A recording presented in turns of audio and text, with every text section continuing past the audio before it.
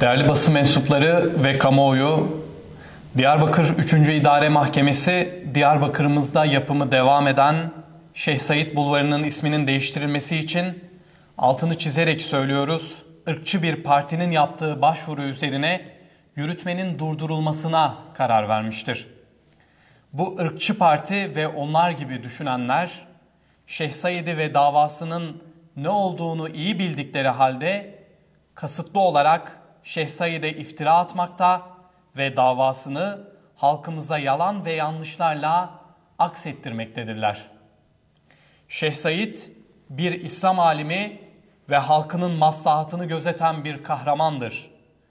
Onun millet ve vatan sevgisinin zekatı bile sahte vatanseverlerinkinden kat be kat fazladır. Bakınız, Diyarbakır 3. İdare Mahkemesi aldığı bu son kararda Şeyh Said için ne diyor? Şeyh Said etrafında topladıklarına, "Ey Müslümanlar, bu kıyam şeriata göre şarttır. Bu kıyamımıza dahil olmayan Allah katında isyancıdır. Onun emirlerine karşı gelmektir. Bu dinin kurallarını uygulamak amacıyla yaptığımız kıyamda ölen şehittir." İşte Şeyh Said'in amacı buydu. Hazreti Peygamber sallallahu aleyhi ve sellemin amacı da buydu. Hazreti Ebubekir'in, Hazreti Ömer'in, Hazreti Hüseyin'in amacıydı. Çanakkale ve Kurtuluş Savaşı'ndaki ceddimizin amacı da buydu.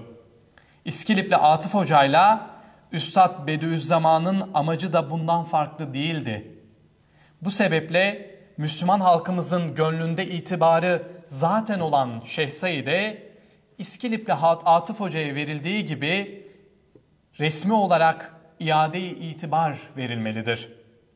Şeyh Said Hazretleri her ne kadar bazı kendini bilmez güruhlar tarafından tartışmalı bir şahsiyet haline getirilmek istense de mücadelem Allah ve din içindir diyerek mücadele etmiş, tarihimizde önemli bir yere sahip olmuştur.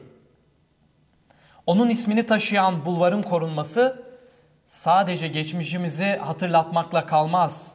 Aynı zamanda tarihsel olayları ve şahsiyetleri objektif bir şekilde değerlendirme fırsatı da sunar.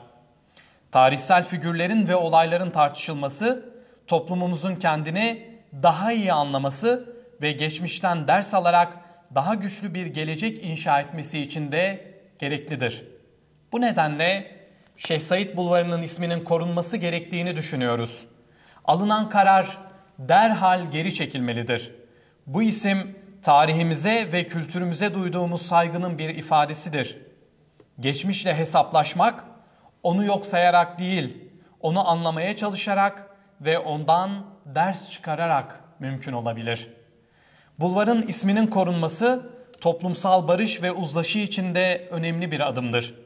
Farklı görüşlerin ve bakış açılarının bir arada yaşadığı toplumumuzda bu tür simgelerin korunması birlikte yaşama kültürünü de güçlendirecektir. Bu düşüncelerle Şeyh Said Bulvarı'nın isminin değiştirilmemesi gerektiğini savunuyor ve bu konuda kamuoyunun desteğini bekliyoruz.